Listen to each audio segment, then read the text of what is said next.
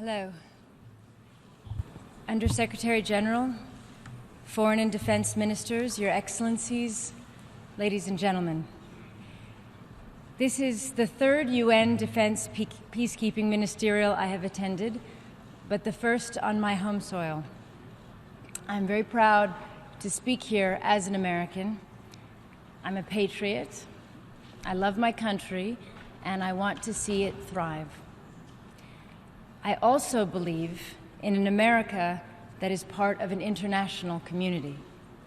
Countries working together on equal footing is how we reduce the risk of conflict. It is how we avoid the need to send men and women of our militaries to fight and sacrifice overseas. The UN was set up for that purpose, as a way of resolving differences peacefully, supporting each other's prosperity, and extending universal rights and freedoms. It is in all of our interests for the UN to be made effective, brought closer to the lives of citizens, and not ever misused. At a deeper level, a country that believes that all men and women are born free and equal cannot be true to itself if it doesn't defend those principles for all people, wherever they live, regardless their circumstances and no matter how desperate their struggle. In fact, our support should be strongest where rights are threatened the most. We live at a time of blatant disregard for the laws of war that forbid attacks on civilians. Whether it is missile strikes on schools or hospitals, families bombed in their homes, neighborhoods gassed with chemical weapons, besieged areas deprived of aid, mass rape of women, children, and men, we seem incapable of upholding minimum standards of humanity in many parts of the world. That this comes at a time when humankind is richer and more technologically advanced than ever before is all the more painful. 18 years ago, when I first began working with the UN Refugee Agency, there were just under 20 million displaced people worldwide, and the numbers were falling. Today, there are over 65 million people displaced, and the numbers are rising.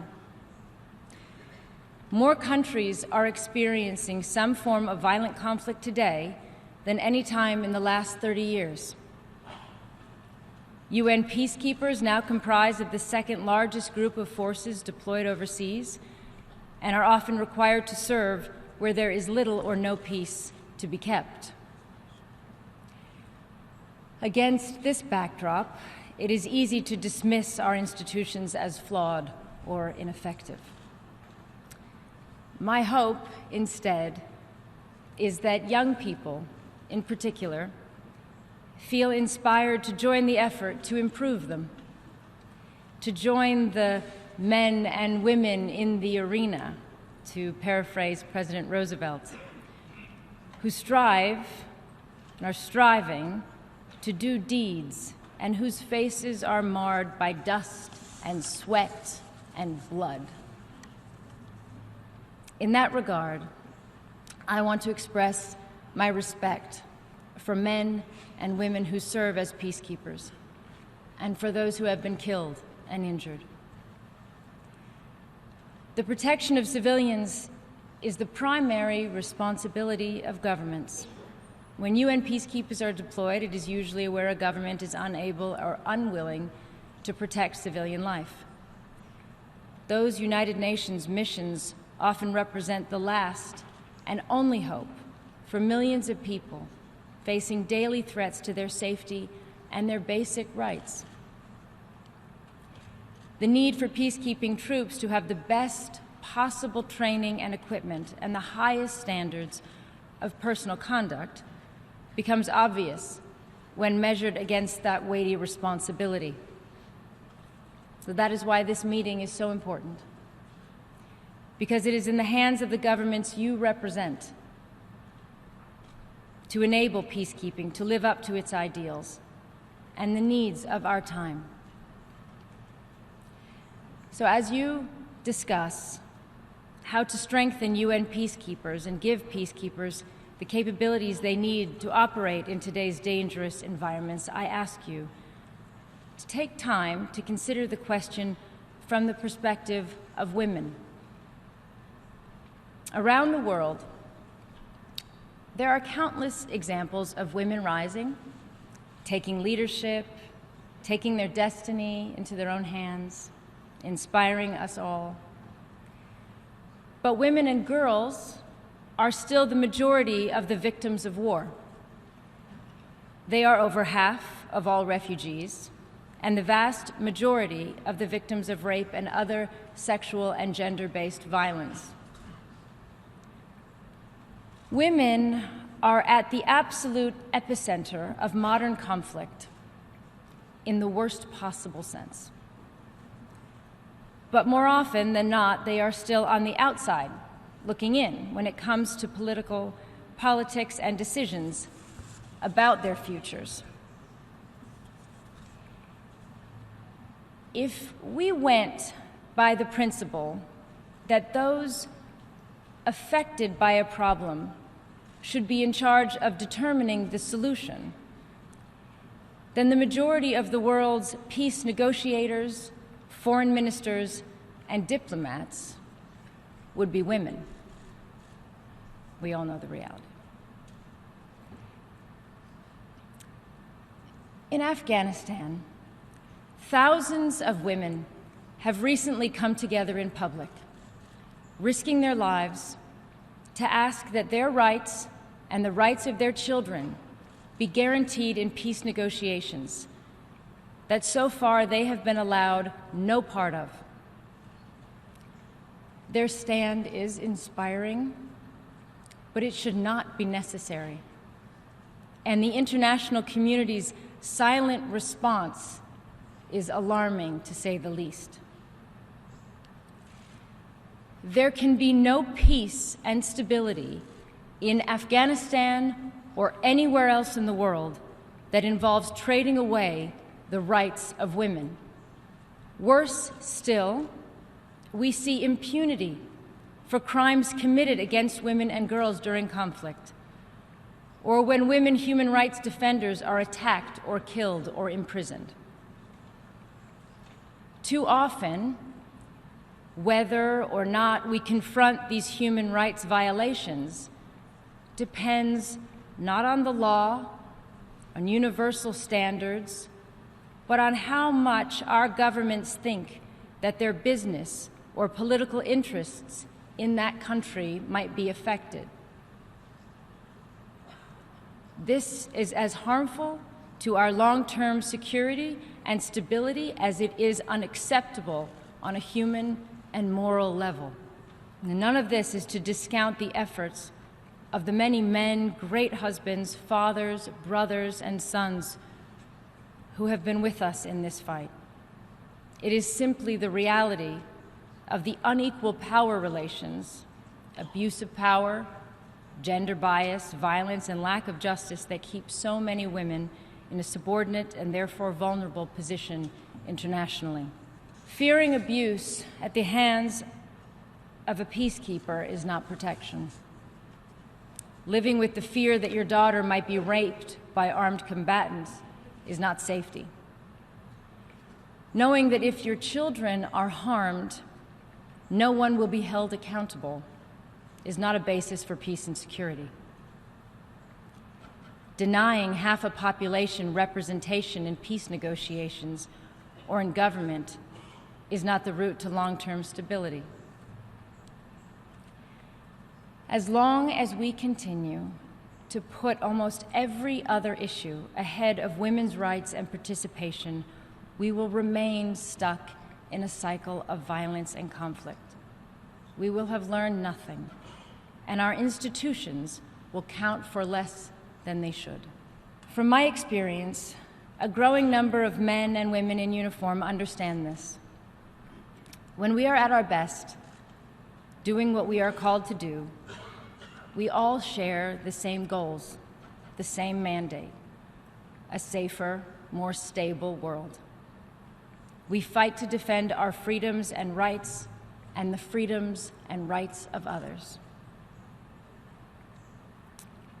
I recently met a male peacekeeper who had just returned from deployment as a gender advisor in the Central African Republic. And he told me that when he started his career of service in Afghanistan, he considered women's rights to be a soft issue and not what war was fought for. But his experiences had made him understand that that is exactly what should be fought for and exactly what stabilizes a country. His ability to contribute to this goal became a source of pride for him. He had made that jump in his thinking, and while he'd been doing a great service to his country already, he had now added that understanding and that sense of partnership with the women he served. There is progress. The number of cases of alleged sexual exploitation and abuse are down, although even a single case is unacceptable. The numbers of women peacekeepers is on the rise, with African nations in particular leading the way on this. There are more gender advisors on UN missions, although still not enough, and improving the training on the protection of civilians is starting to come into effect. But there is still a long way to go to demonstrate that anyone who commits violations will not be tolerated and will be investigated and prosecuted without exception. There is still much more to do to increase the number of women in the ranks of peacekeeping missions. And having met some formidable female peacekeepers this morning, I think that this change cannot come soon enough for the effectiveness and impact of peacekeeping missions. And of course, we cannot call for more women to serve without making it safe and viable for them to do so, including ensuring that they themselves are not vulnerable to sexual harassment or abuse. New actions by your governments in all these areas can make a huge difference, but they, I believe, must be accompanied by commitments to ensure that women's representation in peace negotiations, to be consistent in the defense of women's rights in all places, and to address the deep-seated societal reasons for inequality and violence against women.